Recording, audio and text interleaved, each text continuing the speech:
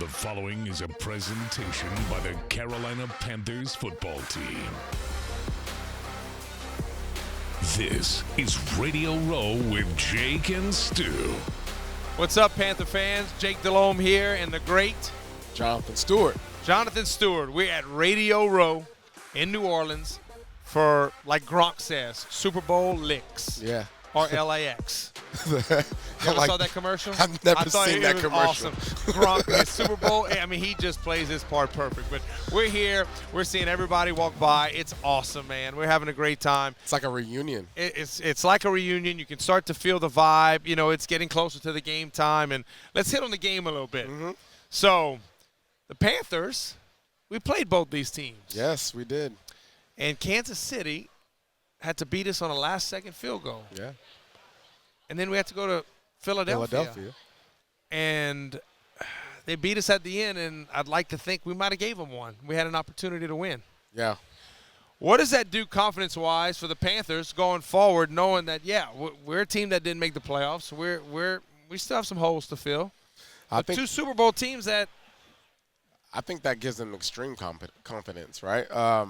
Especially when you finish the season that you have finished, like Bryce finishing the season on offense, 5 touchdowns, 3 passing, 2 rushing, right. Doing things that have never been done for the franchise. So having that momentum and then being in this moment, like being around the Super Bowl, we saw Bryce, and for him to be able to like channel the energy of this is what we're playing the game for, and these two teams we should have beat.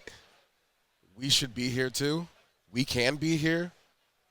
Like that's the momentum that you want, and that's what I'm feeding off of. That's where I'm going into the offseason, training my tail off, studying my tail off, getting with my guys, building this culture in the locker room with so much intentionality because of those two teams. Yeah, I couldn't agree more. And, you know, I draw back on my experiences as a player. In 2002, I'm with the Saints. And Tampa Bay Buccaneers with John Gruden, they win the Super Bowl, known for their defense. Well, the Saints beat Tampa twice that year. Yeah. And I had to play in the second game for the Saints. That's a confidence that you go in. So I go to Carolina the next year, and it's like, wait a minute, they're the Super Bowl champs, but I think we're more talented in Carolina than what I had in New Orleans, and we beat them. Oh, yeah. And that just kind of – I think that does wonders. But let's talk about the game a little bit. What's your thoughts on the game? What do you think going into the game? Who's your pick? I got to go with Philadelphia, and mainly because offensive line and Saquon Barkley. It's a given, and it's not rocket science. They've been running over people all season long. Defensive coordinators have been trying everything in the bag to stop Saquon Barkley, and they have not figured that out yet. And I don't think Spags is going to be able to figure that out either. The Chiefs have a great defense. Last 2 years, they've basically been winning games because of their defense, in my opinion, keeping them in the fold, not letting teams score. And so, yeah, he's going to try to defend one or the other. You can't defend both. And if you're going to try to defend the run game, good luck, because you're still going to get exposed, in my opinion. Yeah, I'm like you. I'm one that I'm a huge Patrick Mahomes fan. I think he's one of one. I think he's a unicorn. You know, we saw it when we played them. I mean, game's tied, and sure enough, he does one of his little twinkle toes on the sideline, and he's good at getting away with those things, and they kick a field goal to beat us at the end. And you never want to go against him.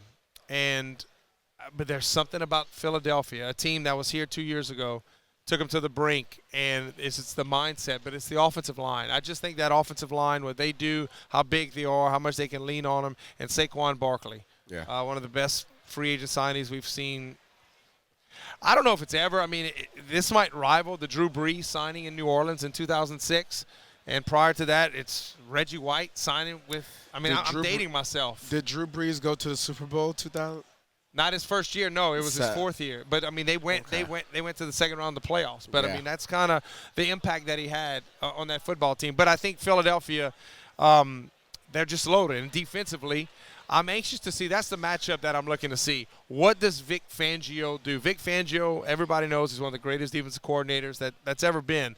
How does he play Patrick? Yeah. I mean, does he kind of rush him? Does he drop 8? Do they spy him? Do they keep everything in front and make it have a long, sustained drive? That's what I want to see. That's what's so crazy about it. That's why he's so good, because we don't know what to expect. Right? You just listed off all these different ways of how you can contain them, and everybody's tried to contain them, and you try one and it doesn't work.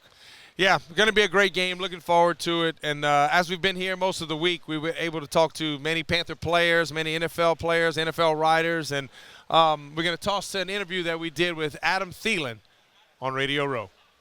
So, John, Adam Thielen, and I'd like to ask the first question. Okay. Are you coming back? I'm not laughing. I know you're not. Oh, shoot. I knew this was going to happen. But Why are you blushing? I mean the media already ran with it that I said I got football left in me. I was kind of saying, like, I can play, but I don't know if I'm going to play. But, no, I feel good. I took 2 weeks off, like I said I would at the end of the season, and got my energy back. Started training already, so I'm ready to give it one more shot. Man, that's lovely. That's lovely to hear. That's music to our ears. You know, to watch you play. I mean, and you had the injury this year, but to know, because it's difficult. Like, at the end, you start to know when it's starting to happen, but you want to leave a legacy. You know, and I think that's what you're doing here with all our young kids, and I think you see it's going in the right direction. Yeah, I think if you would have asked me, I probably shouldn't say this, but if you'd have asked me like 3-4 weeks left of the season, I would have said, for sure, I'm done. I'm exhausted. I'm tired. It's been a rough couple of years, and I think I'm just done. And like I said, I took 2 weeks off, spent a ton of time with my family, and just kind of thought about how the end of the season went, the progression, the things, the moves that the leadership in this organization are doing that I'm really excited about. I'm really excited about Bryce and what he was able to do once he got back in the game and kind of learned from the start of the season and taking some time away. So I'm really excited about this organization, where it's going. So it really kind of pushes me to say, why not give it one more shot? I've gotten through the tough times, the lowest of lows, hopefully. And so excited about what the future holds for this organization. I want to be a part of it. Yeah, tell us about, the gold that's in growth, right? A lot of teams, go, and I look at the Philadelphia Eagles, for instance, and, they've had so much success. And then you hit a bump in the road last year where they crumble at the end of the season. And then all of a sudden, this year, they're masterful, right? What key indicators as a veteran, as a receiver on offense, are you looking for, like, and talking about the Panthers, to make you feel comfortable, like Jake's saying, like, this is a moment in time where you're trying to leave a legacy? What key indicators are saying, okay, I am comfortable still playing for this organization and playing just another year in general for your body? Like, I have some indicators that show that I can still do this. Yeah, I think it's a little bit of a loaded question because there's so many places I could go with that. Yeah.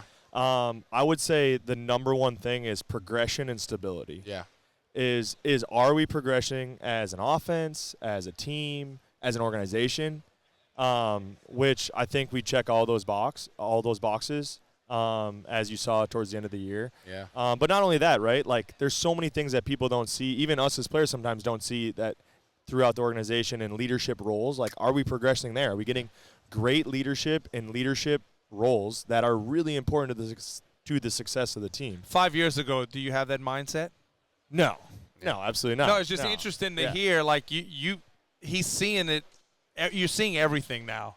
Yeah, and I think through experience, right? And I look back at my time in Minnesota, the first 5 years compared to my last 5 years there was huge progression in those 5 years, and there was huge changes in those key leadership positions that you wouldn't even think affect football, but they do.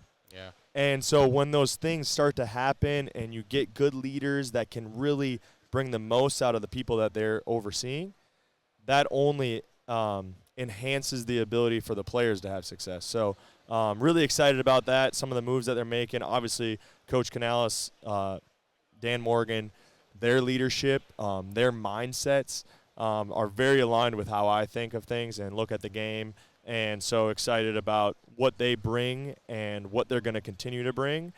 And we'll see how this offseason plays out. But I think there's a lot of good things to look forward to. So third down, got to have it, or fourth down this season, it seemed like Bryce was going to you. Is there a moment in the huddle or like a play call?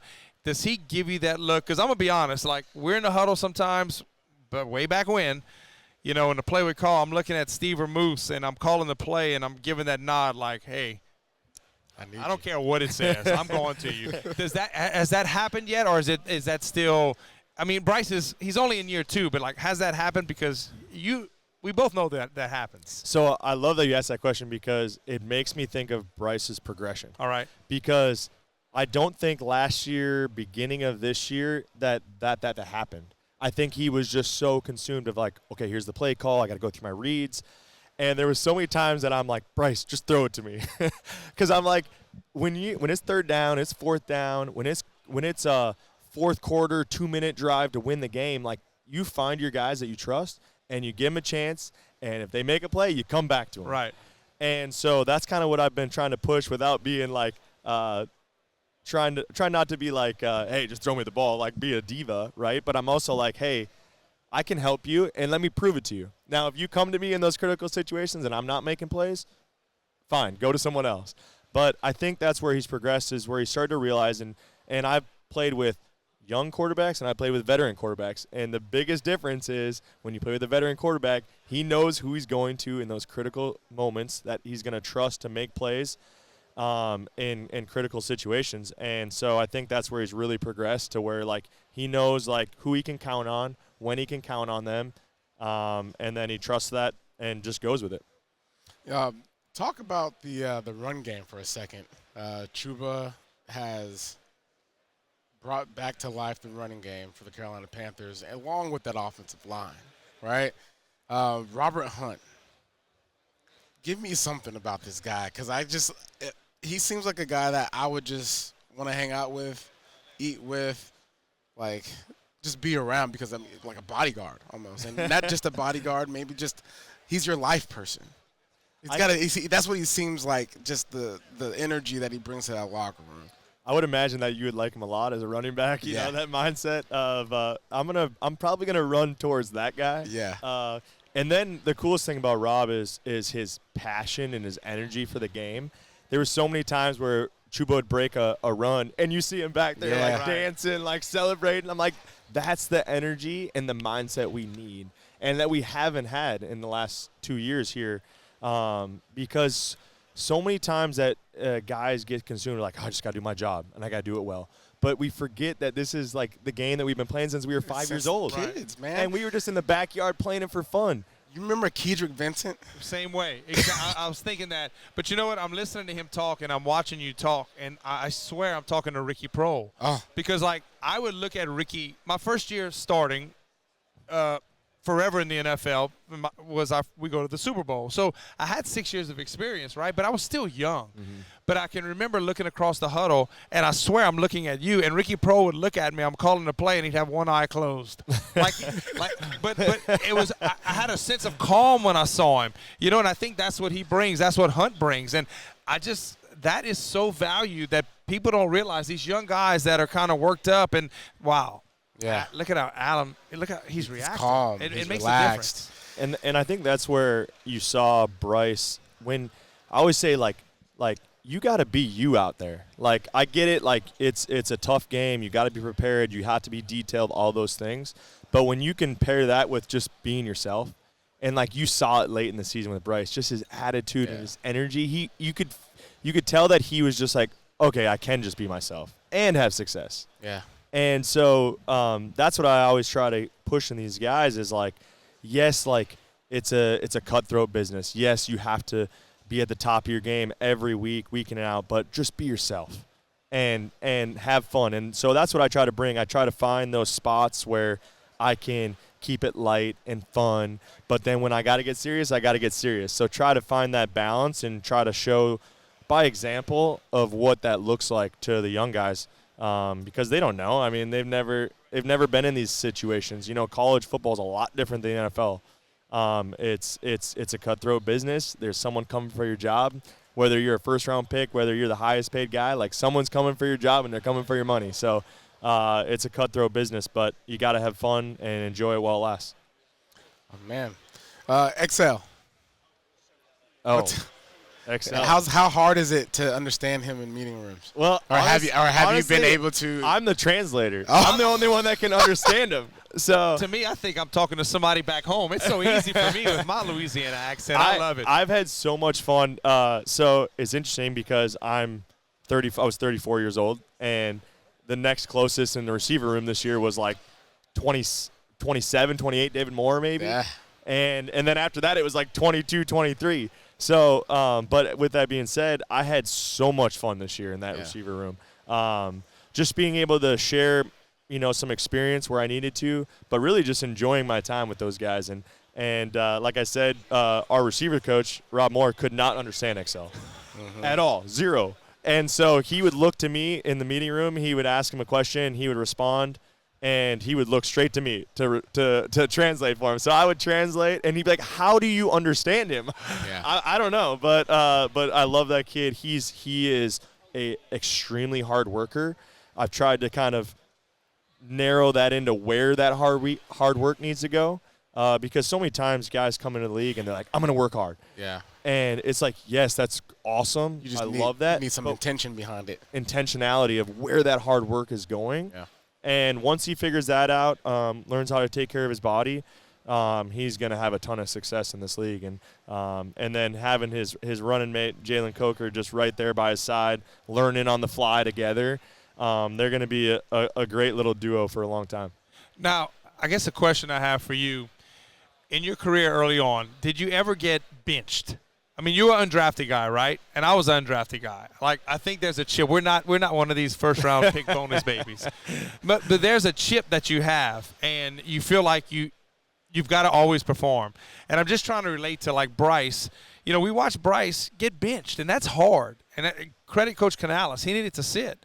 Then he came back in. Like, did you ever have a point in your career where you had to be sat down or somebody started in front of you, and just the mindset to, like, okay, I know it's hard. My ego's crushed. How do I keep working?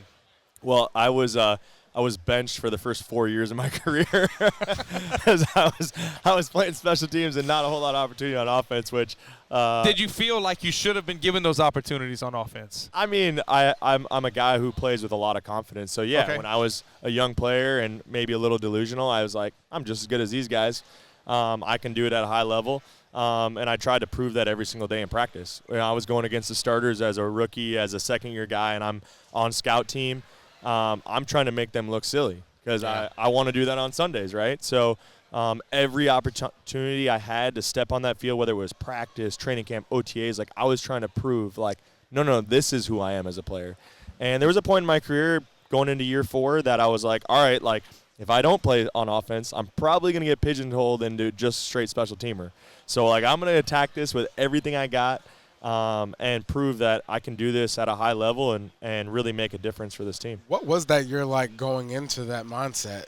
You know, what were the things that you were dialed in on, focused on as far as your craft?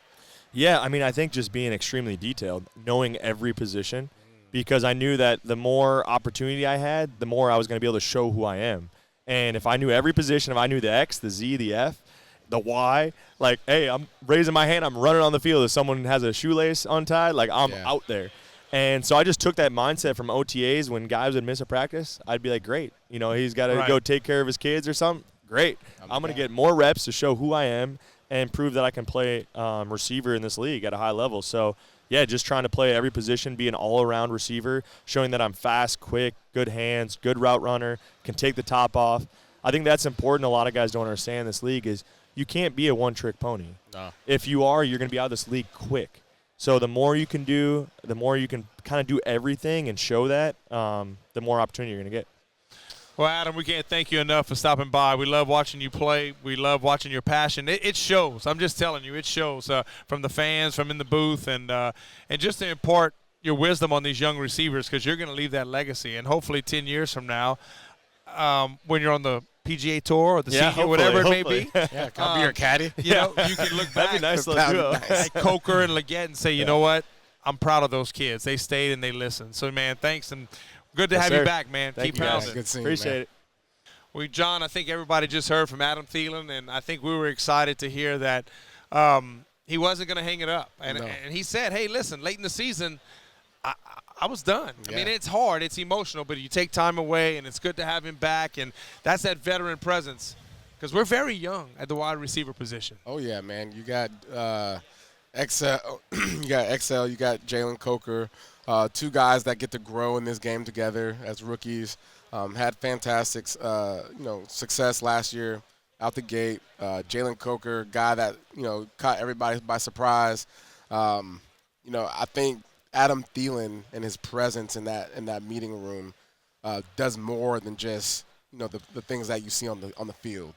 It's the way you go about being a professional. It was cool to hear him say, how he's embraced that role, Right. and how he's embraced, the legacy that he's going to leave behind, not just as a guy on the field, but a guy in the building. What is he like as a person? How can I help these guys become better men? How can I help these guys become better professionals?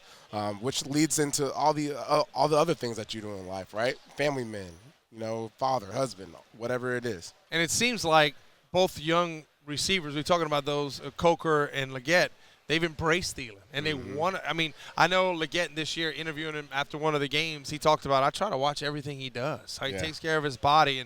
And that's something that I think you learn after your first year. Okay, the NFL is very different. I might need to lose a couple of pounds. I might need to get stronger, releases, things of that nature. And then you look at the other pass catchers. David Moore was just under a one-year contract. He's one like – There might be some more pieces, tight end wise. We only have one under contract with J.T. Sanders, who really and truly was thrust into action. Yeah. And he's one that he had an injury at one point in the season, but was able to come back. But he showed some flashes. Another one that we're gonna have to add some more pieces to this team. Yeah, I would love to see some speed. Some more. You can never go wrong with speed. Stretch the defense out and create more running lanes. Yeah, I agree. And we talked to the great Steve Smith, who is, we know is a great football player, but he does a great job analyzing NFL games for NFL Network. And he has his own little channel that he kind of watches receivers, watches tape. And does a great job. He does a great job, and he's very honest and truthful. And he's not going to pull any punches, to be quite honest. And he had a lot of interesting things to say. He had some great things to say, talking about the Panther wide receiver core and what we should do here in Carolina. We have the great Steve Smith. It's always an honor. It's always a pleasure. One of my favorite human beings in the world. That's what you said about the last guest. No. I I have not love said you too, that. though, One of bro. my favorite human beings in the world. And, now analyst, NFL Network. Am I really an analyst? I think you are. I think you do are. a great job. Some people don't, but direct deposit never gets the. But do you care? I used. So here's that is a good unique, question. That's a great question. I used to not care, but I really cared. Now, I just like doing my job. Yeah. You enjoying it? Hardest part of your job? The transition. What was the hardest part? Not cursing. Okay. Um, I had trouble asking. Like, we do the radio, right? And so we get a player after the game and the coach to ask a question. I was always asked the question. yeah. I didn't have to ask the question. No. I had trouble. Like, at first, Yeah. I'm like, wait a minute, I got to ask a question. Yeah. So. And not asking dumb questions. There is definitely such thing. Not the softball. Yeah. Here's the softball answer. The biggest part that I've struggled with is not being lazy with my words in regards to he can't play or they lost. Hey, stupid, tell them why. And so a lot of times I say the why in my brain before I speak. And that's really helped me talk. And then I've slowed down my speech just because if I don't, the way my tongue is, I'll mispronounce words. I slow myself down when I'm doing television, and it's really helped me. So that's the other part. I got a question. Well, I got an answer, hopefully. Why was 89 Oh, so great? Oh, I thought you were about to say, well, I got the number. Why was I so great? Why was 89 great? The number? Which one? Why were you? I feel like this is an egotistical trap question. No. This is feels like it. No, this is me saying that Steve Smith, number 89, Carolina Panthers, Cali boy, GOAT. Why was Steve Smith? Because I practice and I play with fear. I believe. Fear of what? I believed that the life that I was experiencing in the NFL was a daydream, and one day someone was going to pinch me to wake me up, and I realized I really wasn't experiencing it. So I never really sat down or slowed down to really enjoy my career. I was so driven about hitting this number, hitting that number, making this catch, drop past here, not doing this, not doing that. And Jake knew, like, if I didn't catch the football when he threw a good ball, I mean, I'd be irritated. And so I had to learn how to figure out the mental aspect. I would clap. Jake knew when he knew if I got too excited, he'd look at my wristband because I'm right-handed, but I'm left-hand dominant, so I wear my watch on my right hand. And I would on my right hand, if you look at pictures, I always had a wristband. His heart rate. It was my heart rate monitor. Yeah, I remember that. And he'd be looking, calm down. Bro, because he would lock up. He'd go into a full-body lockup. Yeah. I sent him to the locker room. We were playing the San Francisco 49ers. I couldn't call the play in the huddle because this cornerback questioned his manhood.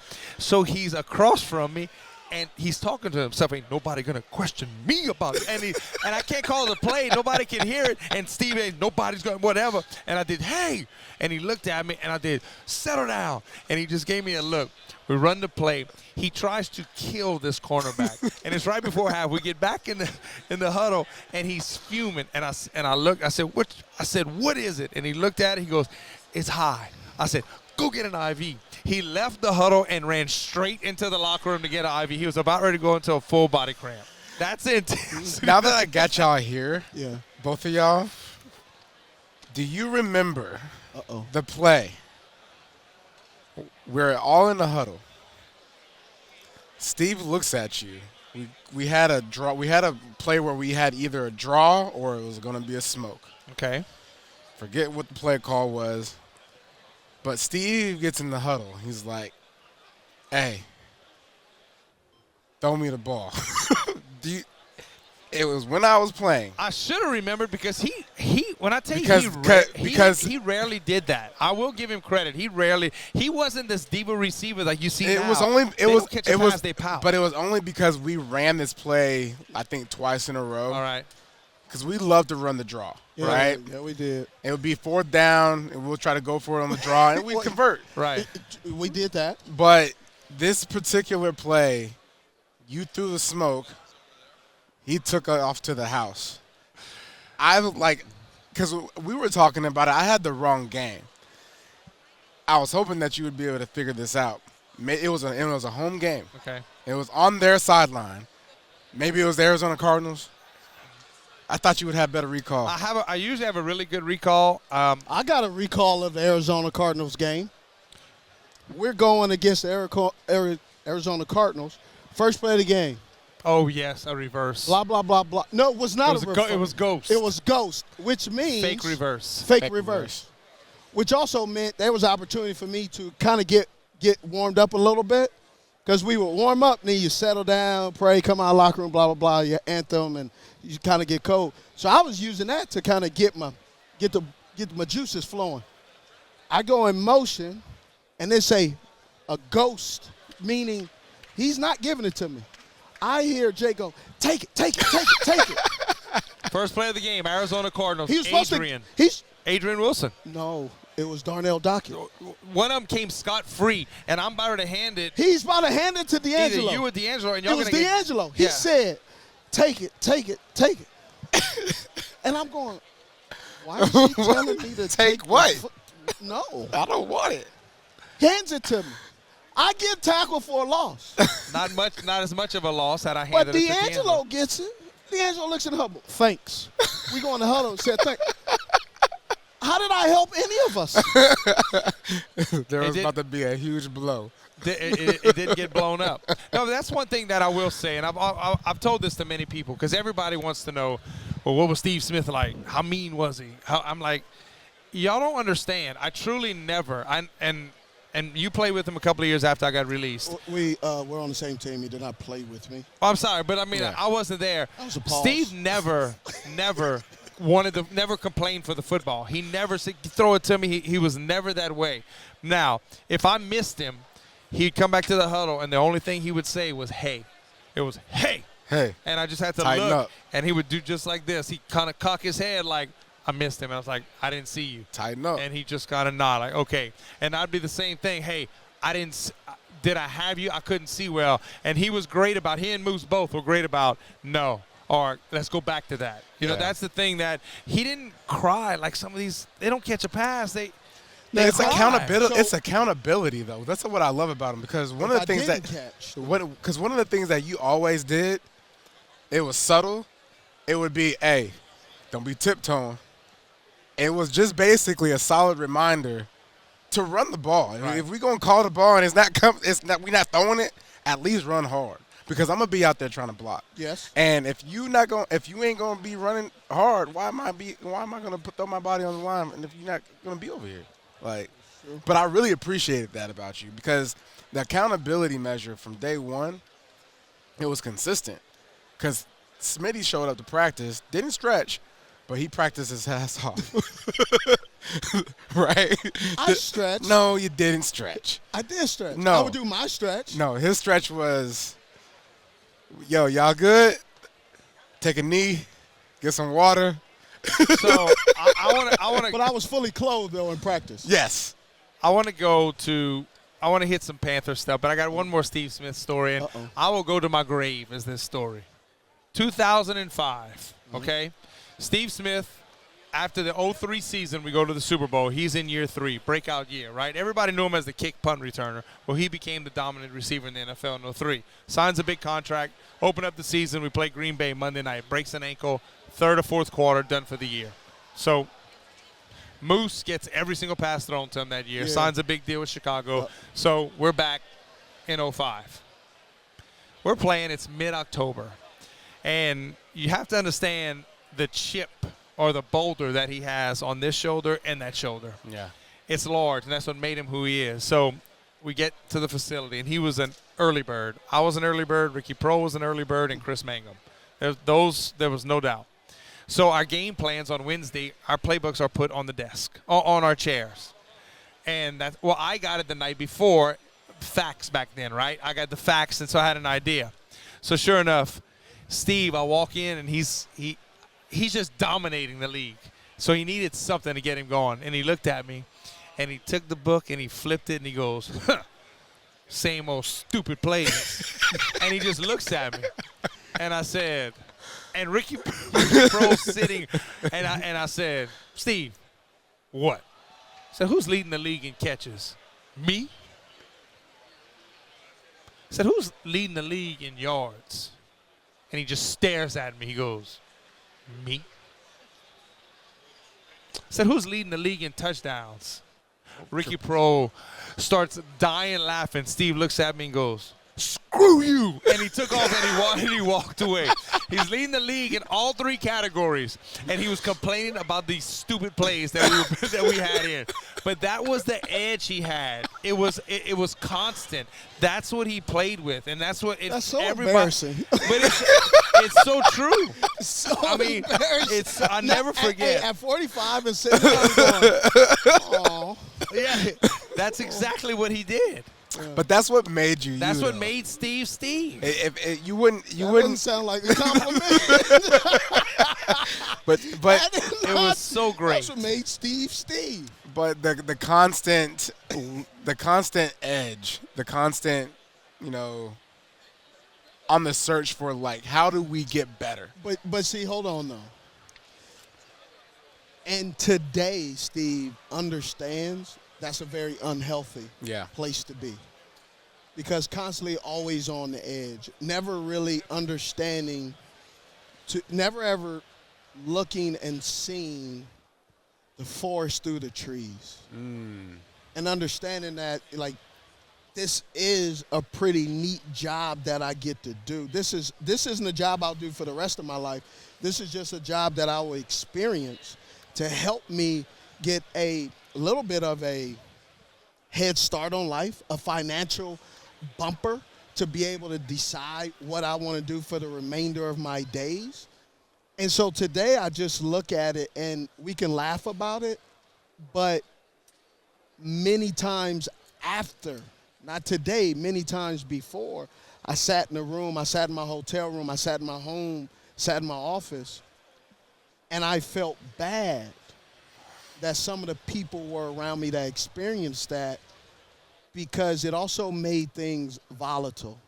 It made things tough on them because they knew where my heart was, but they couldn't trust where my attitude was, how I would project my voice or some of that stuff. And so I do believe that there are things that, like, I know I regret in doing it, because I know I could have did it in a better way.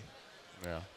I can't take it back, but it allows me to really sit in that and I go, man, and make sure now, like when we all do sit around and we all do hang out, like we were hanging out in Germany, and Stewie's like, who's this Smitty?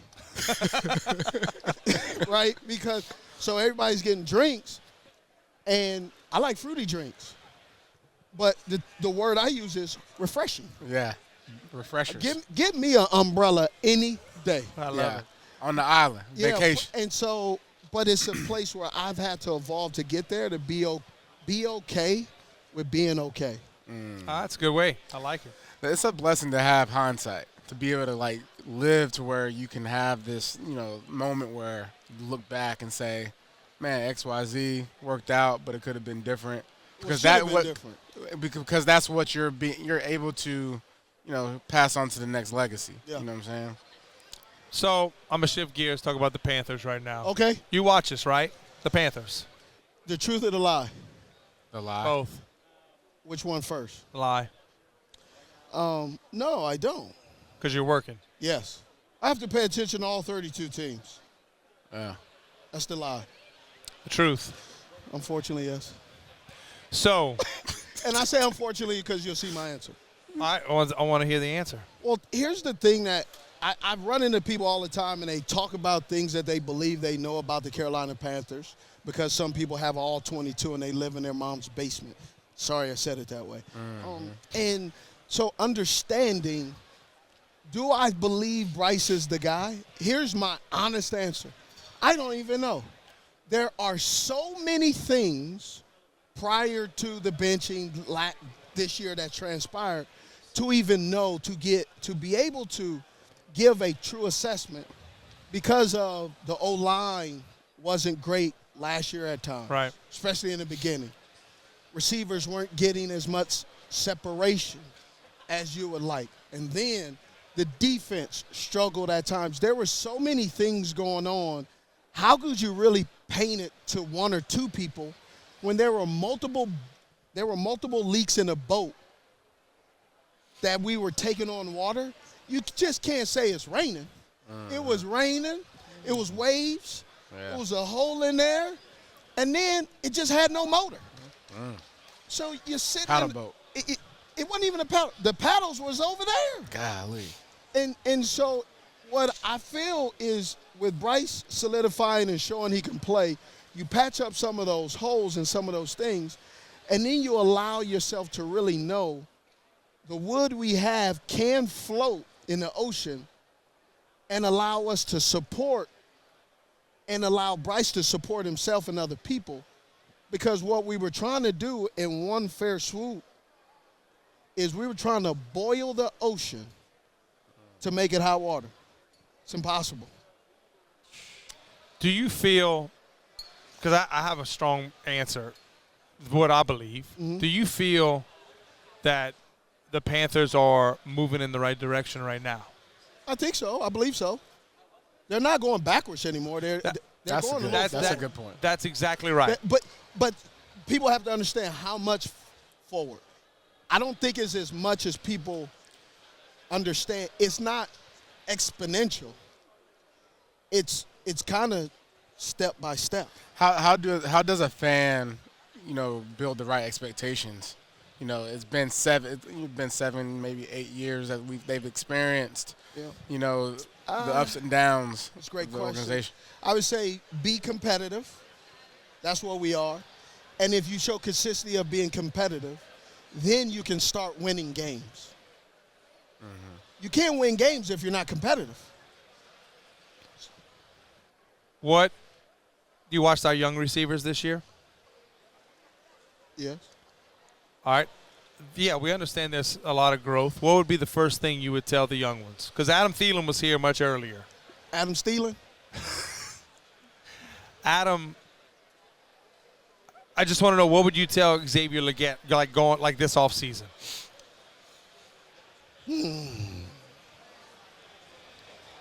How many catches did you have as a rookie? I didn't play. Big difference. Okay. I wasn't a first-round draft pick with unrealistic expectations put on me. Okay. This is a complicated answer for me because I was watching Legette and I was watching all these guys last year and I'm watching the guys this year. And what people are expecting, I think we have to really understand we need to stop saying just because a guy is 6'3", that he's physically gifted and he's going to take over the world in the league, because he's a young man amongst boys in college, but he's a young man amongst men against grown men. Yeah. And so what he was doing in college, you can't expect him to do it immediately in the pros, and he didn't. And then Coker, he's doing really good. I want him to stay steady. Don't allow the little bit of success that he's gotten him to turn him into I've arrived and not have that same undrafted work ethic. Yeah, keep the chip on his shoulder. Keep the chip on his shoulder. But, more than anything is these guys have to improve, or they have to get better. They have to learn the little nuances of their craft. Well, listen, it's an honor. It's a privilege. It's awesome to have you. We love you. Yeah. I love you more as a person than I do as a player, and you were okay as a player. Yeah. But I will say this. I'm finishing with one Steve Smith story. Uh-oh. December 2005, we're playing the New Orleans Saints in Baton Rouge because Hurricane Katrina came through and the Saints could not play in the Superdome. So we go, and we're playing, about ready to play them, and Steve's rolling along that season, to say the least. He needs one more touchdown to get $1 million bonus. That was because I forfeited it every year because I didn't work out with the team. So Drew Carter was the guy we drafted that year in the 4th round, coming off of an ACL at Ohio State. Drew should have been a 2nd-round pick, so we got him. So he was delayed in getting to the season, and Drew could really run, tall and could run. So we had a reverse, and we had a play call for Drew early on because the Saints had no idea what his speed looked like. Well, no one knew Steve needed one more touchdown for $1 million bonus. You didn't know? Before the game, somehow it gets out in the locker room. Mike McCoy. Okay. I told Mike all my secrets. Okay. Well, Dan Henning walks up to me, and you have to know Dan.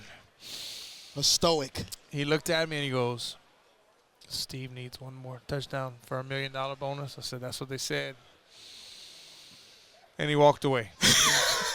Then he came and he goes, and when we got in the fringe, we had a reverse going to Drew Carter. He came back to me, he goes, when we call the reverse, we're switching Drew and Steve. I said, you got it. Sure enough, we get down there, first drive of the game. I fake it, and I hand off to Steve on the reverse. Darren, Howard, the defensive end for the Saints, is scot-free. He jumps over him. He just jumps over him. He takes the corner on the side of the ear and smashes him down. I think I saw that. And he goes video. score a touchdown. The team's going nuts. I mean, like, we're going nuts. The Saints have no fans in the stands because it's in LSU Stadium. Yeah. And they're not doing well. We're doing well. We get to the sideline. You know what he does? Goes throw up in the trash can. What? Yes. He went and he threw up in the trash can. Those are things that are ingrained for life. Do you want to know why? Why? Because he just won $1 million. No. Remember, I did a lot. I had so much performance anxiety. It got so bad I used to have to take Tums before the game to calm it down because my stomach was bubbling. I had to literally start eating bland. I had to have a brat diet right now. I had to have a brat diet, banana, bland foods, dried toast, because I would throw up in the trash can after a long run. I don't know why he gets so nervous. He had more athletic ability than everybody else in the field. Like, what if you warmed up with my athletic ability? I mean, you couldn't come out the locker room. I would probably die on the field. Maybe if he would stretch, you wouldn't have that. You wouldn't have that. It goes back to what I said. So much fear. Mm-hmm. Yeah. Built up, man. Built up that it was like every day. It was every day, game day. It was. I used to walk through my plays. I mean, I had a whole routine. I had a point in my career. If I dropped a ball in warm up in the game, oh damn it. It's over with. I ain't gonna catch the pass. It was so psychological, man. And that's why people ask me, do you miss it? I go, no. They're like, how come? Man, I would have ulcers right now. Well, you never showed it. Man, it was a privilege, man, playing with you. Always good talking to you. Thanks for giving us your time, dog. Appreciate it, hey, bro. Love to see you get on Ironed Out. Oh, yeah. It's golf. Yeah. How got tea time for Stewie? Yeah, tea time. Ironed Out, baby. Yeah. Ironed out versus tea time stew. We'll get it out to y'all soon. We already know who the better golfer is. I don't either. It's Adam Thielen. Okay, Adam Thielen is okay. He was here earlier, and hey, what's your handicap? 0. Yeah, he's pretty good. Okay. Yeah, that boy a bad man. But let some editing go. Adam ain't gonna beat me. Thanks so much. Back here on Radio Row, Jake Delhomme, Jonathan Stewart here, and you know when you think about every NFL football team, and especially nowadays, if you don't have a quarterback, you don't have a chance. Yeah. And nowadays, it's what quarterback's going to be drafted first. It's really and truly, you hate to sound that sometimes it's not who's the best player in the draft. It's what quarterback's getting taken because you have to have one. Mm-hmm. And we drafted the number 1 overall pick last year in Bryce Young. And, you know, it was an up-and-down season, to say the least, with 4 different play callers, tons of injuries on the offensive line. Dan Morgan comes in as a general manager, Dave Canales. He's known as a quarterback whisperer. And we spent a lot of money on 2 guards to help protect Bryce. We drafted a first-round pick receiver. And it doesn't start out great for us this year, right? No. And then he gets benched by first-time head coach after the second game.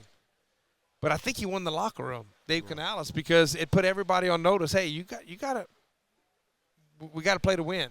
We are here to do one thing and one thing only, and that is to win football games. And if we don't do that, we're all going to get fired. Like Coach Skip used to always say, it's going to be you before it's going to be me. So you better do your job, right? Because at the end of the day, iron sharpens iron, however you want to put it. I'm here to make you a better football player. And as a player, I'm here to make you look good, coach. You know what I'm saying? So, like, that to me is the relationship, you know, as far as the responsibilities and the measure of how you want to be successful as a football team. And they're starting to click. They're starting to click, and we see Bryce get thrust back into action. Andy Dalton plays, the true veteran. Everybody loves Andy. First game out in Vegas, slinging it all over, 300-some yards. I think we had 3 touchdown passes. And in some other games where we did well throwing the football, and then, you know, Andy's going to be the starter, right? Yeah. And then, thank goodness nobody got hurt. There's a car wreck, and then Bryce gets put back into action. And he plays well, you know, for a few games. We get a couple of wins, and then all of a sudden he just becomes a different football player. It's like the game slowed down. Everything was in fast forward, and it started to slow down for him. And I think the thing that maybe I was most, I guess, happy with calling games is that, yeah, we played a couple of good games. You have Philly, you have Kansas City and Philly. Bryce showed up, and then we played Dallas, and that's a clunker. We had a clunker, right? But we come back and we answer. Yeah. We play Arizona and we answer. We beat them in overtime, running, throwing. You know, Chuba getting his redemption, scoring in overtime. But Bryce running with the football, using his legs. And then we go to Tampa, and that's kind of a rough game for us. I thought that was Bryce played sneaky okay in Tampa.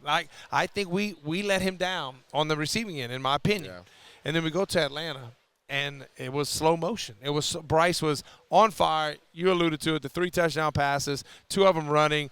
He gave the Steph Curry no look. Yeah. That's confidence. That's what it screamed. That screamed confidence. Have you ever thrown a no look pass? Like this, you know what I mean? Close your eyes close my eyes so and let it go. Hit. Yeah, but I have thrown one in my time. It was in Kansas City on a goal line play. They sold out, and I knew Chris Mangum was by himself, and somebody grabbed me, but I knew no one was there, and I threw it backwards, and he caught it. Oh, wow. And I got high-fived on the sidelines, and I was told never do that again. Yeah, and also, too, it just goes to the confidence, right? Like, not just for himself. Bryce absolutely became more confident this season.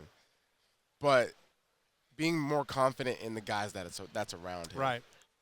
And having those 2 guards, Robert Hunt, Damian Lewis, when you walk into any establishment and you have security, you feel like you're safe, right? Yeah, you do. And it's funny, we haven't, and it's probably our fault, we hadn't talked about, like, what Taylor Moton and Icky have done. Oh, yeah. Like, I think that gets lost in the fact you get the 2 big guards, but Icky – played better because he had somebody next to him. Mm-hmm. T-Mo, we know what he is, but I just think that it elevated everyone's play and the confidence level. Yeah, and then on the receiving end, right? So, yeah, it helps your running game, but for the receivers now, I don't have to rush my route. I don't have to feel like I'm like having to anticipate things quicker because he has to get the ball out quicker. No, he has time.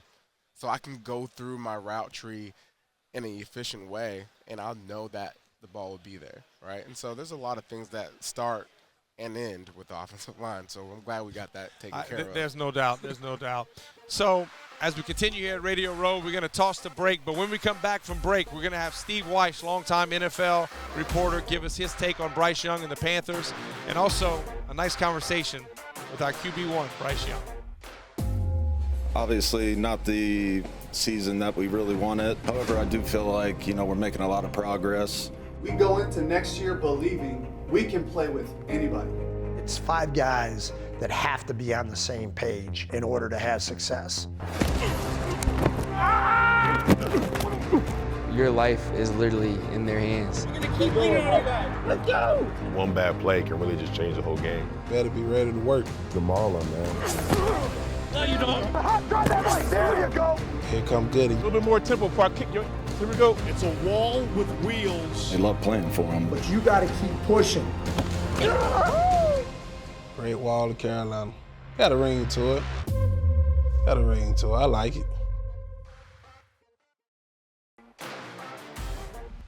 From 9 years old all the way up until that point, I never wanted a game to finish faster than that game.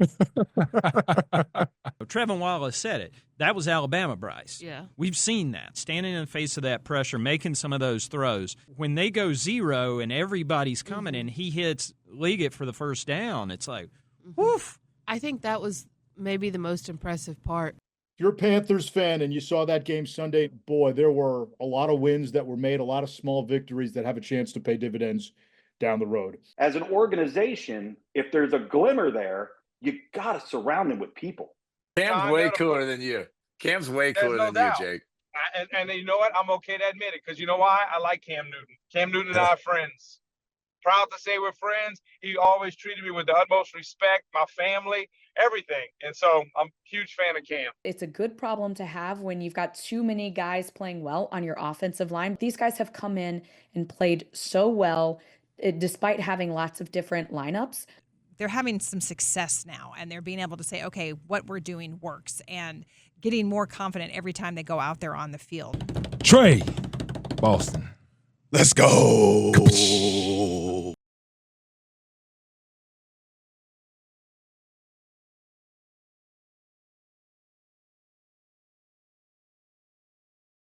You saw how excited he was in his press conference. I think he's just fun. He's smiling. He's filled with so much happiness. It makes me happy that he enjoys playing the game of football and he enjoys being here and he's so excited to be part of the Panthers. All right, keep pounding is last. We'll finish with that. Richter, Hammerman.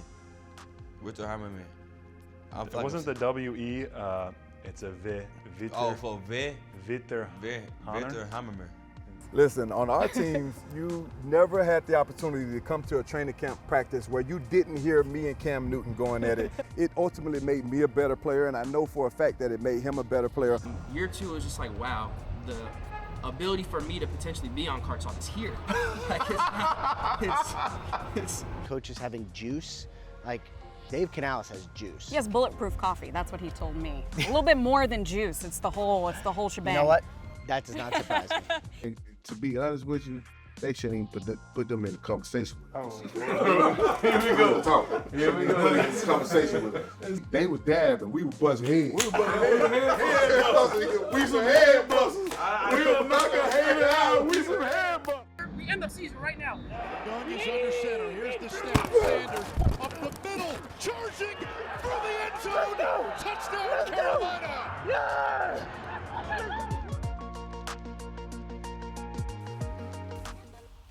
Welcome back, Radio Row. Jake Delhomme here, Jonathan Stewart. We're going to be getting to that Bryce interview coming up pretty soon. But before that, I think we're going to talk a little Panther defense. Oh, yeah. And honestly, that's a touchy subject. That's a tough task to talk about. We had a rough season this year on defense. Yeah, I don't think any defensive coordinator would have been able to have success with the amount of injuries that took place on the field for us. Losing DB early in the season was a huge blow. When you have a guy like him that's so dominant, you're basically depending on building your success around him. And so when you lose him, you got to start from scratch. And, there's a lot of holes to fill. And, Dan Morgan did a fantastic job of filling those holes last year. And we had immediate success on the offensive side of the ball because of it. So I have no issues with what to expect and if us getting the job done in this offseason. Yeah, listen, we have a top 10 pick and we don't know exactly where that's going to go because free agency is going to happen before that. And you'd like to think, we have some money to spend and we're going to address that. And I think Dan knows, especially being a linebacker, the bigger people you have in front, they take up multiple offensive linemen and bodies, and that those linebackers can run free. But one thing Coach Canales never really and truly wavered from was his belief in Coach Evero's defense. Yeah. And there was a lot of question marks at the end of the season. Listen, we gave up historic yards, points, all those things, and listen, it was due to attrition. I mean, it was difficult because I'm going to be very honest. I'm studying our roster to know who am I going to call on defense weekly because we would sign somebody new and they're up and active, and I'm learning these numbers when I should know them on the it's a new guy every week. Yeah. And so what does that say about Dave wanting to stay with the defense that EJ runs? Because Dave talked about, hey, I know how sound this is. I know what this defense does and the problems it can give. Well, he's a realist. Right? He's not going to throw a guy off the ledge because of something that he can't control, right? And a little bit of it is, we have to make sure that we get the right guys into position to have some success. Edge rusher. I think if you get an edge rusher, we've been talking about that ever since, obviously we let Burns go. But having an edge rusher puts, the stress off of the secondary, right? It's like, all right, thank God. No matter who's in the secondary, we at least know we're going to get to the quarterback quicker, especially on third downs, right? And so make their job a little bit easier. And then obviously get some guys that are some ball hawks. That's something that turnovers are something that we have to have going forward to just give the offense more time on the field. Get yourself off the field. Give yourself a break. So that way you're not wearing yourself tired throughout a season. Yeah, when you win the turnover battle, you give yourself such a great advantage to win football games. And that's something that, J.C. Horn, lucky to have him all season long, be able to play for us. And he's one that, I would assume there'll be talks with contract extension. And, I truly believe there's a deep part of him that, no, I was drafted here. I want to see this thing get right. Yeah. And Mike Jack's going to be a free agent. What a huge get that we got. So I don't know how that's going to work out linebacker-wise. Josie Jewell, we saw him make play after play, and I watched him limp around and make play. And Trevin Wallace, a third-round pick, thrust into action with Shaq getting hurt once again. And, Trevin ended up the year on IR, but you saw some growth and progression from him. So, and I love what we saw at Richardson. Damani Richardson was a find for a free agent. A great find. He was a guy that was out there flying to the ball. That's the thing. And making hits. Yeah. Having hits. Like, being around the ball is great, but making hits, tackle, wrap up, the fundamentals, right? The things that you want out of your players, so that way you find success. No, I think that's exactly right. And look, we signed DJ Wanham, and nobody wants to go through. His story is remarkable, what he had to go through in the offseason with the complications from surgery. And we saw, I believe it was I think the Giants game was his first game back this year, late in the latter part of the season. And we saw the pass rush kind of got a little better when he got in. It's kind of crazy how that works. Yeah. And then I just look at Derek Brown. If he was a free agent, that's the number 1 free agent on the market. Oh, yeah. And we get him back.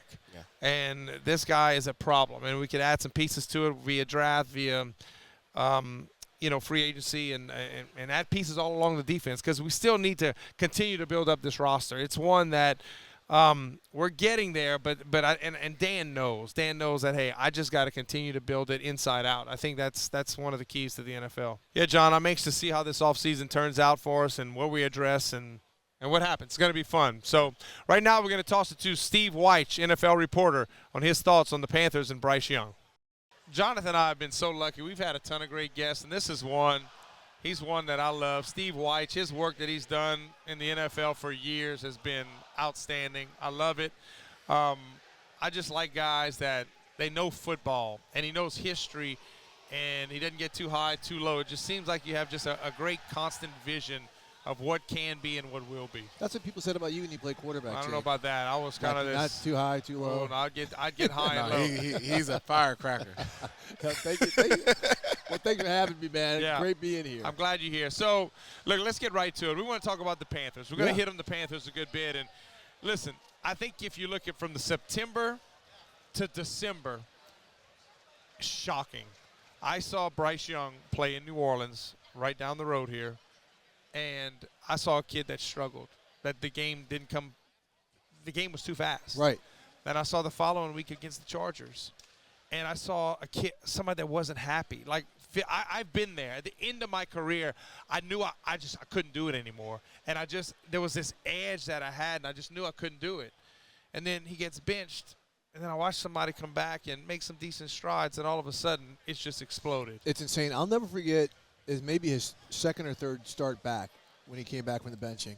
And I was talking to Vance Joseph, the DC in Denver. And they had just played Carolina, and all he wanted to talk about was Bryce. I called to talk about something else. And he's like, he made every right check, every right throw. The ball was on the money. He played with unbelievable confidence and gave us hell. Denver's defense is really good. Yeah. He's like, but the fact that he made every right decision – when you watch the film before, and he didn't make any. Like, you could tell he was a confused player, a frustrated player. So whatever happened in that time was great. But then the fact that he continued to get better. Continued to excel. That's something where Dave Canales and his offensive staff have to be like, okay, now we can build around him. We know he's the guy. Because this offseason is what they got to figure out what they want to do in terms of building around him. But they don't have to worry, right? You wouldn't think you'd have to worry, like, how do we make him better? Like, we got that part. We can make him better, but we make him better by getting people around him. Yeah, it's something to say about the environment, right? Year one for Bryce, the environment here, we had Smitty on. He basically told us that there was a boat that had a hole in it. It was raining. He didn't know if it was the sprinklers that were going or the water faucet going on in the house, right? But the environment and the transition out of that environment, there still needs to be a transition of trust. Yes. And trust for Bryce even, because my career is kind of in the hands of the people that are preparing the food. You know what I'm saying? The coaching staff, the organization, getting the right people in there. Talk to us, from your perspective, as you seen this happen. What were those things that were missing from year one for Bryce and year two that he gained? Whoa. And you guys know this, especially you at quarterback. When you hear people talk about Jalen Hurts and Patrick Mahomes, we trust him. And he trusts his teammates, right? That trust is a valuable thing. I'm glad you said that, because I don't think we talk about that enough. If players, as you guys know, if you don't trust something, like, I don't know if it's really going to be what we want. I think the growth we saw, and again, it happened after the benching. Year one was just a catastrophe for the whole organization. It was bad from the talent on the field to the operational talent, from just things coming from the front office, coaching changes. I mean, nobody wants to be in that type of situation. Right. So year two, you can bring in Dave Canales. He's got that Pete Carroll energy. Yeah. Right? Incredible leader. Everyone you talk about, he was the constant with those Seattle teams when he went down to Tampa Bay. His energy, you got that guy every day. So you get consistency from him is excellent. Whatever was going on with Bryce, I don't know, because it just was not happening early. He wasn't seeing the field. He didn't look like the confident guy we saw at Alabama. Right. Comes over from that bench and new start. Took a shower, got the clean clothes on, let's go. So that made everybody else feel a little bit better. Look at how that run game picked up. The defense, while still not great, played better. Right? So I guess when people are like, okay, there's a little different flavor here. I think that's some of the Canales energy running off, but just the confidence in what the organization is doing. And that's a huge, Will we learn as a society or as NFL fans that, it's hard for these young kids to come in and have success right away. Sometimes, we need to give them time. Will we learn from that ever again? Because, with Bryce, it takes time. He sat here a little bit earlier, and he said, I came back. We beat the Saints. We beat the Giants. Then we had a bye. And he said, I had 2 days to, I relaxed. And he said, okay, this is where I need to go. This is what I need to do. And those were 2 wins that he played good. Mm-hmm. But then we played Kansas City, and they beat us on the last drive. Right. And Bryce was I told him that was his coming out party for me. But he just said, I needed to sit back for a second. But as a society, we want to drive these kids. Okay, go play. Go be good now. Microwave things. Why? But it's not always the decision makers who want to microwave it. It's the younger person. Yeah. If I don't have success right away, then all of a sudden I'm going to be crappy. I'm going to be just a taint on the whole system. So, and it's weird because we saw C.J. Stroud come out, have a great rookie year in an organization that was in shambles, right? Change the head coach, get some players in there, turns it around. The right head coach. The right head coach, all right? But then year two, there's some snags. How are you going to continue to grow? Right. So in terms of giving guys patience, it's tough. Why? Because Drake May came out. He played well this year on a bad team. Caleb Williams, okay, up and down. Is he going to have patience and was supposed to be a great situation? Yes, they're going to have patience with him. But, they went out, they got a new head coach to fix him. So I think it depends on the circumstance and your environment. And the one thing, and you guys have been around this long enough, some organizations don't know themselves. Right? They think okay, the way we've been doing is great, even though we're changing coaches every 3 or 4 years. Other organizations woo. Washington, to get a new owner, we got to get a culture builder. I think the Raiders hiring of Pete Carroll is going to help that organization. It's going to help them tremendously. He's a big-time culture builder. So they've recognized something. Some organizations don't get it. Okay, so, all right, you say that just kind of just like you slapped me in the face. Carolina, young organization still, right? So second year NFC Championship game, led by who? The defense, Kevin Green, Sam Mills, all that bunch, right? Right. And then here comes John Fox and crew later. Right. Led by our defense and our run game, right? We'd punch it with Julius Peppers and that bunch. That's who we were, Dan Morgan. Right. And then Cam Newton comes in. And Cam we never saw anything like him, right? He was different. But then think about that physicality, that run game, the defense with Luke Kuechly. Yep. Do you feel, from an outsider looking in, is this organization now with Canales, Dan Morgan at the helm. He wants to start. I mean, we have a ways to go, but, like, do you think that's the alignment? That exactly is who Carolina is? Look at the two teams in the Super Bowl. Yeah. Run game, even though the Chiefs have Patrick Mahomes, defense is why they're here. Yeah. Right? Philadelphia. The last Run 2 game, years, defense, for sure. Philadelphia, run game and defense. I think we can sit here and say it's easy as that because that's what we can see, but again, your building has to be good. Your building has to be right. And I do think Carolina has taken some steps to get their building right. We saw ownership stand back a little bit this year. Dan Morgan and the football people step forward more this year. And I think if that line cannot be blurred, that's going to help. Everyone's going to be like, okay, we're here.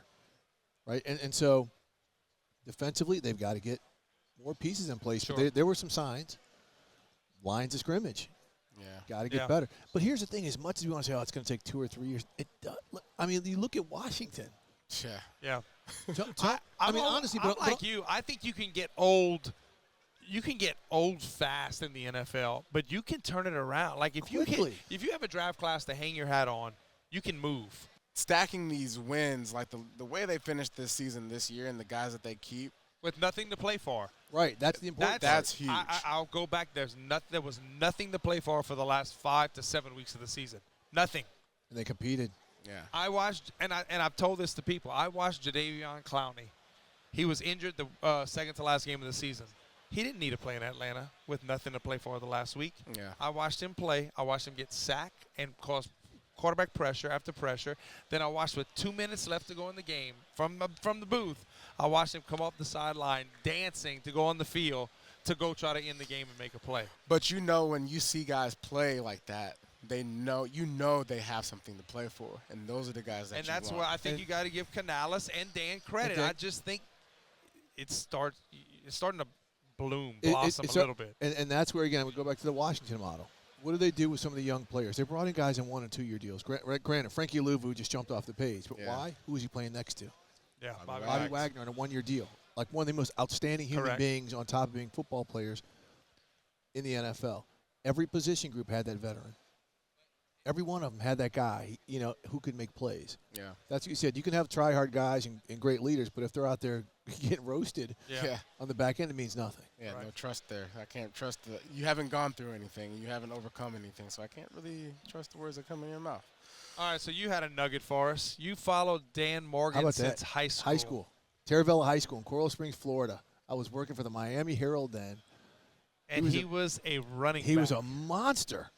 He was a monster. Was he like a bruiser, or was he like a shake and bake guy? Like, what was he doing? Look, and down there in Broward County, they play football now. That's big boy football. Like, he's not going up against a bunch of 160-pound dudes.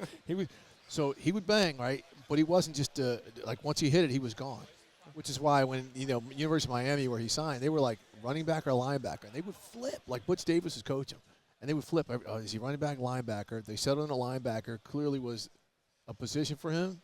But, man, he was a monster. And he wasn't playing against a bunch of busters. He was playing against, like, some real guys. Yeah, man.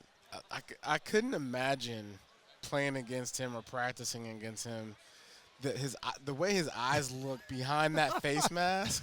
He doesn't blink. You ever notice him at the He's podium? like it's like a mixture of a G.I. Joe and the Ultimate Warrior from wrestling. So when I got to Carolina in 2003, that was going into Dan's third year, I believe, right? And so – how about that draft class? Dan Morgan in the first, Steve Smith in the third. Yeah, you think Marty Herney hit that one? Yeah, hit that one. That's when they talked about Dan. They were like, hey, in walkthrough, be prepared. Dan's going to hit you. He's going to come. It was walkthrough, and they're like, he knows one speed. And that was it. And that was true. Like, that was the first thing that I was told the first time we went out there. Yeah, Dan Morgan, it won't be walkthrough. Yeah. Well, I'm glad he's our GM. Me too. I think he's going to get those guys. I think so. I mean, listen, from Seattle, then to Buffalo. I mean, and both those organizations have shown they can kind of build. Because it's bigger than what you see on film. It's bigger than what you see on stats. It's, hey, what do you sound like? What do you look like? What do you smell like when I'm meeting you in person? And I think that's what he's going to be able to get on the nail. And he's worked with the guys with the Packers lineage, right? And so that helps. Like, there's always a purpose to what they do. Like, they want all their receivers. Yeah. Right, but they want all the receivers to have been punt returners at some time, because they're going to catch balls in traffic. Who can catch the ball with two dudes on them? Who's going to get stuck? Because that's what punt returners do. Like there's always a mission behind the obvious, and he comes from that lineage. So when you see him draft players, understand why did he draft him? There's something behind that dude, which makes him a dude. Yeah. And that's going to be important in building that roster. Well, listen, that's good insight. You've given me a ton of insight. Listen, we can't thank you enough. You're great. Your work that you do is awesome, and huge fan, and glad you could spread some of your expertise about the Panthers to us. We appreciate it. Best of luck to you guys. Thanks, Steve. Appreciate you, bro. Steve. Podcast boot camp. Yes, sir. That's my guy.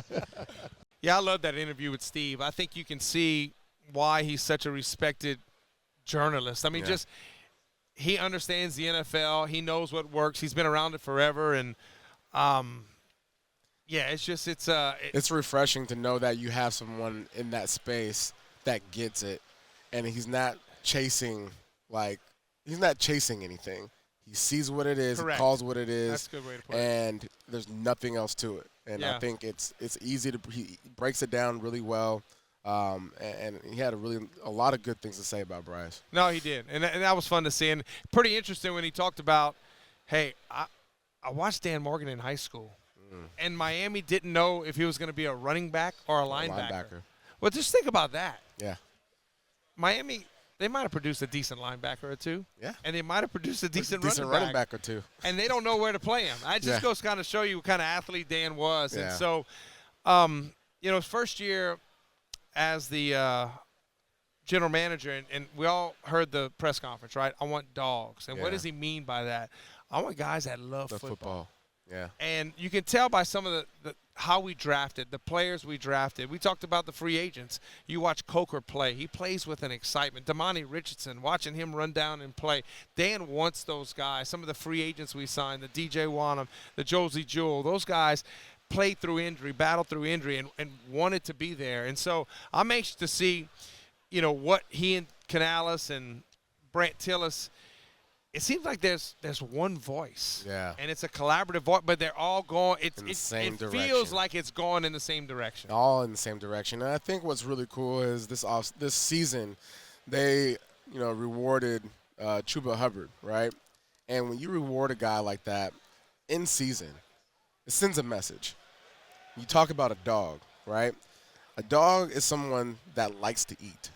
And that's all they want to do. That's all they think about. That's all they care about. And when we talk about dogs in football, a guy that wants to win games, a guy that cares only about winning at his position, on the field, for his team, whatever it is, in the weight room, conditioning, health, like making sure that you're healthy for games, you're winning at all costs because you're trying to win a football game. And Chuba Hubbard, he's the hardest working person we know. Apparently, because Bryce Young said it straight up. He said he's the hardest working person he knows. And Bryce has been he played for Alabama.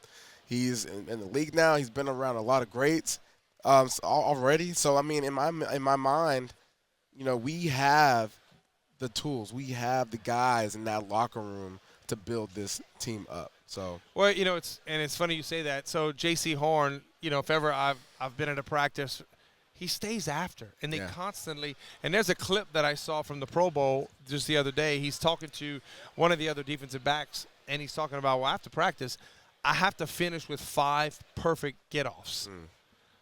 That does something. And those are the guys that you want to reward. And hopefully, something can happen with JC as we move forward into the offseason. And it just – I'll go back to it, man. We were eliminated from the playoffs in November. Yeah. With nothing to play for. And I can't emphasize enough. I've been on a team or two, and those teams were terrible when guys just quit. Yep. Yeah, whatever. Let's not get. Let me go plan my vacation. Yeah, let's not get injured.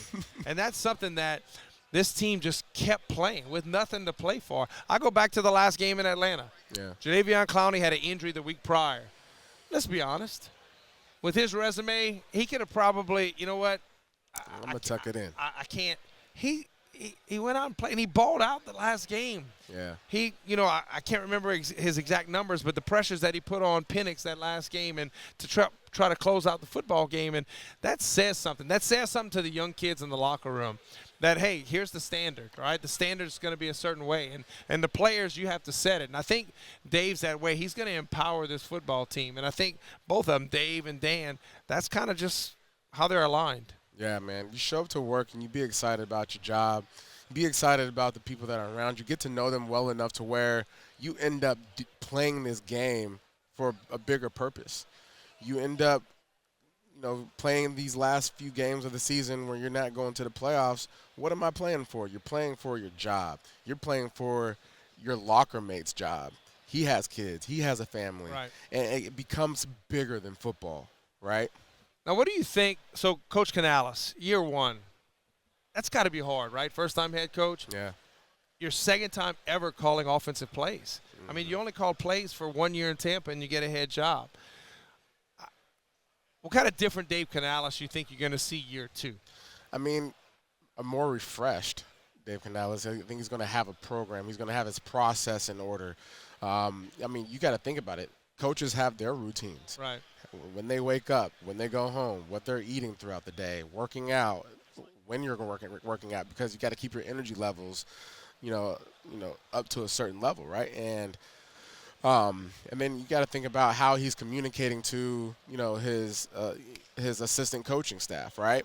Like, and being able to delegate, right? A lot of head coaches are really good delegators, right? Being able to say, hey, I trust you with this assignment. I'm not going to micromanage you. I'm going to make sure that you understand the assignment, and I'm going to walk away. And if you have any questions, let me know. I think that's the type of coach he is. So I think there's something to be said for stability at the quarterback position, right? But that's tied in with the head coach, the general manager. Let's look at both teams in the Super Bowl. GM, Kansas City, right? Yep. Wyche, been there. Andy Reid, Mahomes. Consistent. But look on the Philly side. Yeah. Jalen Hurts, Sirianni, Howie Roseman. What does Howie do in the offseason? Yeah, Jalen struggled toward the latter part of last year, right? So what am I going to do? I'm going to get the best running back in football, and I'm going to make him a better quarterback. Yeah. And that's what I think there's something to be said. So I'm just hopeful with Dan, with Canales, with Bryce, okay, how can we continue to make Bryce better and make this team better? Yeah. And you touched on Philly for a second. Sirianni, people were calling for his head last year. Can you believe that? It's in his second Super Bowl in 3 years. Yeah. Kudos to them, but kudos to that staff and making sure that they stay together, sticking together, because you don't create longevity without longevity. Well, hopefully Bryce Young can be that longevity for us. And I go back to the interview you and I had with him. Mm-hmm. It seemed like a different Bryce. Oh, yeah. Like, there's a confidence that I don't think we saw for the most part. I think I saw it on the field, the way he played the last month or so, watching him run out the tunnel. But just interviewing him earlier in the week, he's comfortable in his own skin. And here's a kid, number one quarterback coming out of high school, right? Heisman Trophy winner at Alabama. But he never had to, really and truly, he never hit a roadblock. No. Comes to Carolina, you're the first overall pick. When you go to the team that's the first overall pick, the team's not good. Yeah. Very simple.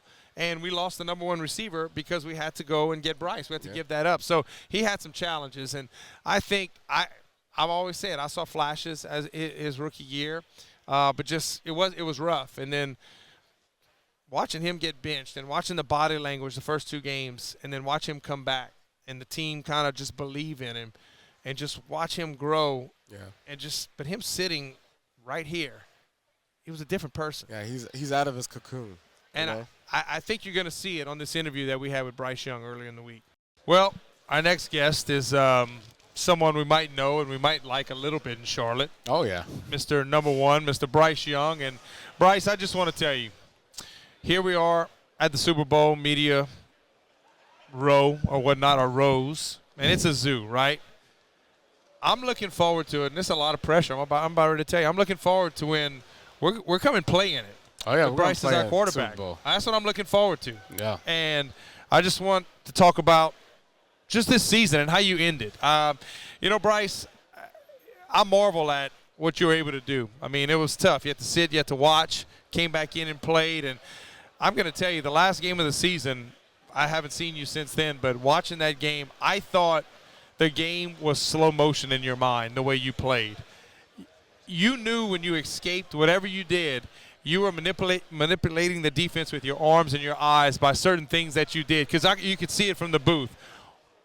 What was the difference? What slowed down the most for you, or was it just a confidence thing? Honestly, I think it was just having time in the system. I wanted to do all that I could when I wasn't playing to try to play the game from the sideline on Sunday, still lock in throughout the meetings, throughout the week with meetings and everything. And I think it was just having more time, being in the same, obviously new staff. So, you get the training camp reps, you get the practice reps, but, the game reps is obviously, those are different. So just trying to do everything I can when I wasn't playing. Then when I did get back, just being able to build off of those reps, those opportunities of just embracing the system, making it my own. I think that was something that was really the thing for me. What was your, take us through like the moment where Andy Dalton did come in and get those reps. And take us through like your week process. What was it like at home? What was it like on your car rides to the facility? Like, what about your process changed? Because obviously it was a huge moment, right? Yeah. And you came out of that like a whole new bird, you know what I'm saying? So take us through like your process. Yeah, honestly, I think the biggest thing for me was to make sure that nothing changed. I wanted to make sure that I was like, I just wanted to challenge myself in that time to be consistent, to have the same routine, to not, no, I'm not starting, make sure that didn't dictate me watching any less film, me studying any less hard. And that was something that, honestly, I grew and I learned a lot about myself in that time of just being able to be consistent in my routine in the face of all that. And that was, again, I just wanted to have the same amount of intentionality, whether it was in the meeting room, it was in practice, even if it was scout team, whatever it was. And just, even though I wasn't going to see the reward in the time being, I wanted to just, as a challenge for myself, stick with that. And I'm proud of being able to do that. And I think that I definitely, again, just learned a lot about myself doing it. Was there a game this year where during the course of the game, whatever it may be, you're like, okay, this is slow. I see, like, I know where I'm at. I'm home now. Was there a game, a moment at any time? I have a game in mind. Talk to me. What you thinking? I want to hear from you first. I know the game that I think that I saw. I'm curious. Everyone. Yeah, okay, I'm gonna go right away. I thought against Kansas City, I thought you were a different player because Chris Jones was going to eat you on a couple of plays that you couldn't, like, really and truly, you could not see where you were throwing the football, and you stood in there, you let it go, and he swallowed you up whole. And you completed the pass, anticipation, accuracy. And that, to me, was like, okay, this is it. I mean, this is it. I appreciate that. Mine's the Giants. Okay. In Germany. Yeah. And the utilization of your legs, like that right there, running the ball is all about rhythm. I know this. I was very talented running the football in Carolina. But more so as far as like the play calling, the structure, like the defense, honing in on what you're doing. The moment that you take off running, it messes everything up, right? Because like, oh, we have it on lock. Wait a minute. Now he's running for 15, 12 yards, right? And I think that element to your game is what provide from just watching the progression, and also to just the running game for the Panthers in general with Chuba, right? The mentality. Like, nah, I'm gonna get this first down because you started seeing it game after game where it was like, oh no, I got to use my legs. Let's go. Yeah. And you was running people over, for first downs. Like, all right. So what was yours? Yeah. I'll say Casey after the bye. I think it was just like, for me, it was a time to reset. Obviously, it was like a bunch of things, obviously, that had went up to that point, and being able to have like that week, a couple of days to reset. I think for me, I just wanted to come back, finish strong, kind of just cut the season in half at that point and just look at it from where it was and, not really care about the past of it. So I think that game for me was like one that was, and also, I had a ton of respect. That was, I think, for a team, honestly, I think that was the biggest thing. We had a couple wins, but you're going against the Chiefs, and that was just a great opportunity for us to, we had some good performances, we had some things. Now it's like, we know who they are. They they've only finished with one, still only have one loss, but only have one loss. Like, let's see where we really are and what we can do. And I think for us, exactly, like the opportunity to go up against the best for us to be like, okay, no, we can, we got to make sure we're consistent. We're still growing, but like we can, we're here. We can compete. A couple plays here and there, and obviously they are who they are for a reason. But like we were there, and we got to keep building off of that. But it changing from like let's see to now we know what we're capable of. So I think for myself and for the team, that was probably a. We had Adam Thielen. Shortly, and we talked about, I said, I want to know, does Bryce look at you in the huddle on the third down and got to have it in the fourth quarter or the fourth downs? Because he's going to you. And I said, to be very honest, we did that with Steve or Moose. Like, hey, I would call the play, and I'm giving that look. You're getting it. Like, and Adam did say, he goes, you saw that as the season went on with Bryce. He goes, because he had so much going on, but now you're starting to see, hey, Adam's like, trust me. Yeah. That's hard. Is that hard to do? I think it is hard at first, because when you're trusting someone, that's your livelihood that you're putting in, and I think it was just being able to, at first, especially last year, you're still trying to figure things out. You don't know you don't know who's who, you don't know what's what. You're still trying to see how practice is going to translate to the game, and I have the utmost trust in all the receivers. Right.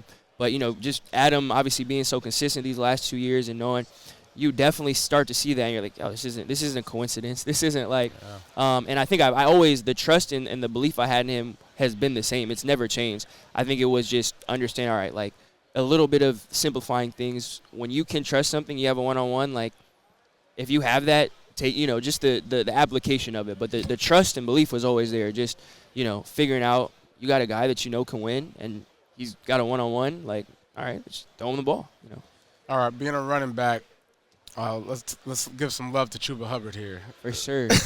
How blessed is this organization to have not just a great runner, but a great guy? Man, the thing I think I've said it a couple of times, but like as much as I can say it, it's always an understatement. If you saw how hard he worked, what he put in from Sunday night, Sunday after the game till Sunday morning, if you saw his routine and what he does and what he's been doing his whole career, but for the 2 years I've seen it and see it firsthand, it'll blow your mind. How late he's at the facility, how much he's studying film, what he does to take care of his body. He doesn't leave after these games for hours, so he can get in the tubs. He could do, we've all played. Yeah. After the game, you're like, look, this has been a long week. We just played. I just want to go home. We got to be back here tomorrow. Yeah. I want to go home. Chew. He's the last guy to leave, and he cares so much, and everyone sees it. He cares about the team, and he cares about the people on the team. He goes out of his way to have a relationship with everyone, to talk to everyone. After he got his extension, we're all excited. And he's like, dude, like it's Wednesday, bro. Like, lock in. Like we got to win on Sunday, and we all trying to. First huddle walkthrough. We're all trying to make jokes. He got that money. Yeah, now. we're trying. Oh no, Chube, you're out. You're not in the first. He's like, bro, I need to get this rep. Yeah. Like, all right, let's get this rep. Like, so, man, I'm so. That's my brother. I'm so grateful that he's on the team. That's my dog. Great dude. He's like, but yeah, there's so much, and that's nothing on the field. Like on the field speaks for itself, but all this stuff off the field, like, that's my guy. Dave Canales. Is he always that positive and happy? He is, 100%.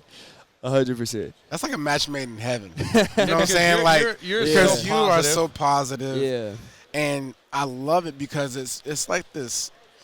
When you hear about football coaches, you're not thinking about the guy that's like, all right, I had my coffee this morning, let's do this. Yeah, 100%. You're thinking about guys from Friday Night Lights, like Varsity Blues or something. You know what I'm saying? Yeah.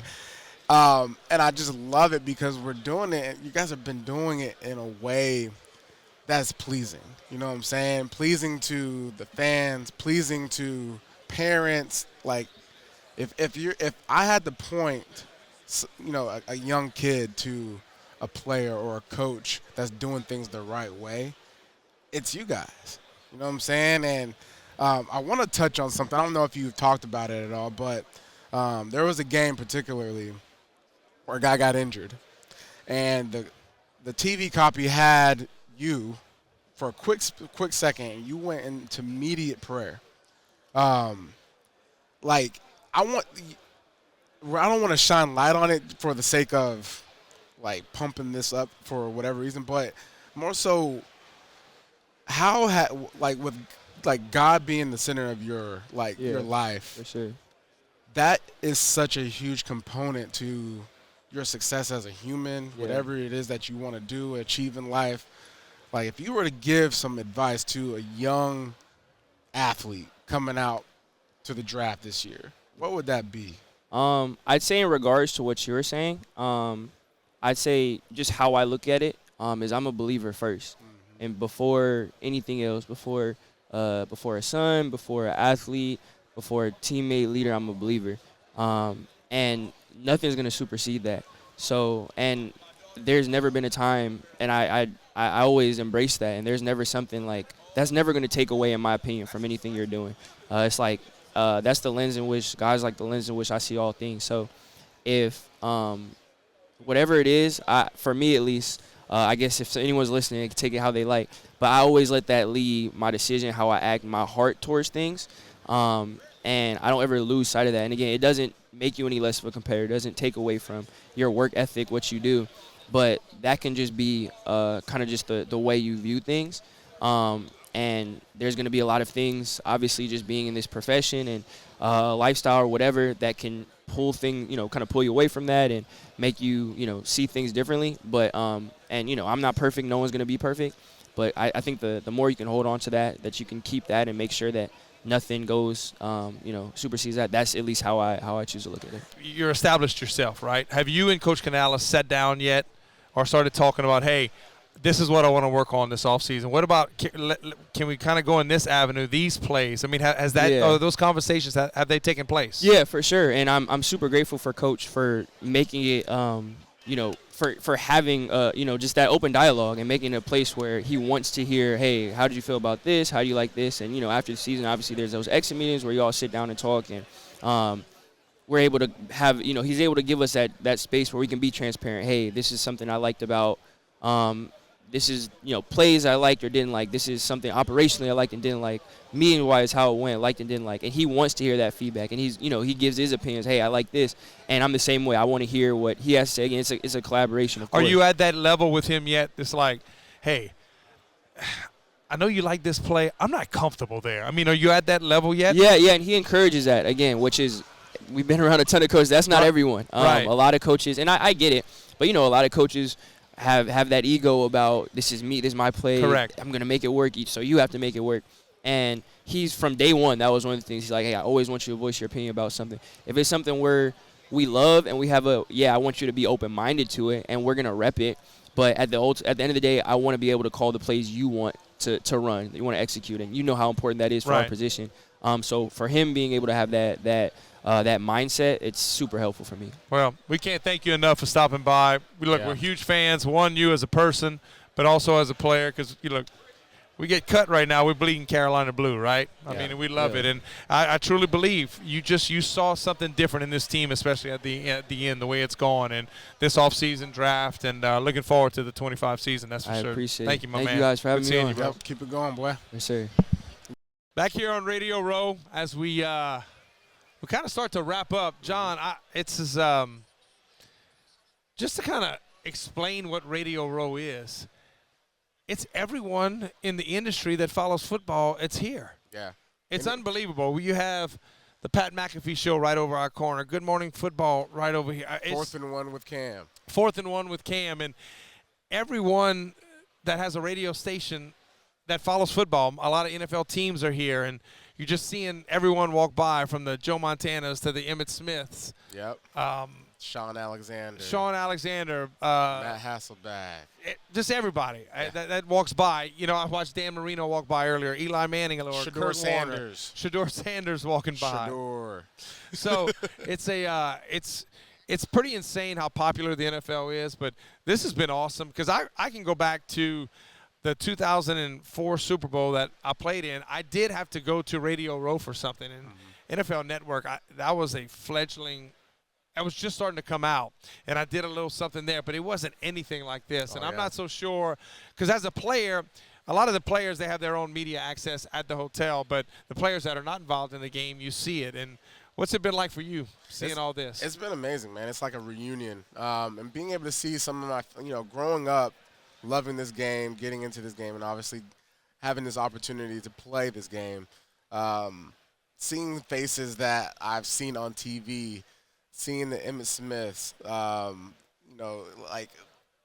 it's a reminder of how blessed I really am, and to look up to someone so much and try to resemble yourself after them to where it pays off. It doesn't pay off for a lot of people, so that's the reason why I feel so blessed and lucky to be here, especially being with you, being able to see all the connections that you've made across your journey and your career, and having so much, success, but also having people looking at you as a guy that they respect and have so many cool stories that you guys get to catch up on. It's been an amazing experience for sure. Yeah, it's certainly it makes you feel good, right? Yeah. NFL player, but I think to me it was more so like seeing Rich Gannon walk by, and he's a product of the quarterback school system that I came from. We had Matt Hasselbeck on. We had numerous guests that were able to come and sit down, and Darren Woodson was just being around those guys, and they watched. I think that's the thing that I got from this. These guys watch football. Oh, yeah, they're football guys. They're football junkies, and they watch it, and they see it. And everyone, I think the thing that I enjoyed most is that when they talked about all the quarterbacks, everyone was like, we don't give guys time anymore. Yeah. We want instant success. Yeah. And sometimes Microwave. it takes a while. It takes a while. Yeah. And that was also cool, too, seeing Ron Rivera, Cam Newton, Greg Olsen. Again, it's an opportunity to see guys that you might not get to see often as you would like, and just be able to catch up. Yeah, it was great, and we were lucky. I mean, we had so many interviews that I think you're going to see. We're going to put out there on YouTube, on Panthers broadcast, and from Deuce McAllister. That was one that he's a play-by-play for the Saints, and he gave a great insight of the NFC South. Darren Woodson, like we talked about. Ryan Khalil was fabulous. Oh, yeah. I mean, just such a he's amazing jack human of all, being. a jack of all trades. He was so much more than just a football player. Yeah. So much more that he was the best center for a decade.